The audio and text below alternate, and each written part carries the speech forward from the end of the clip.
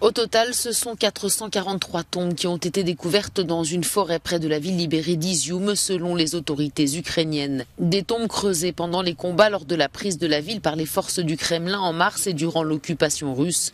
Depuis vendredi, médecins légistes et militaires creusent dans le sol sablonneux pour exhumer les centaines de corps enterrés ici sommairement. Les exhumations se poursuivent à Izium, dans la région de Kharkiv, là où a été découvert le site d'enterrement collectif. L'examen des corps est en cours. De nouvelles preuves révèlent des actes de torture. Plus de 10 chambres de torture ont été découvertes dans différentes villes et villages libérés de la région.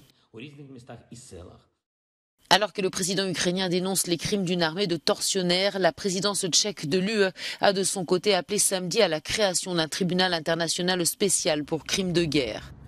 Sur le terrain où les forces ukrainiennes armées par les Occidentaux ont repris des milliers de kilomètres carrés à la faveur d'une contre-offensive dans le nord-est, combats et bombardements continuent. Dans la ville de Kupiansk, les affrontements se poursuivent avec l'armée russe retranchée du côté est de la rivière Oskil.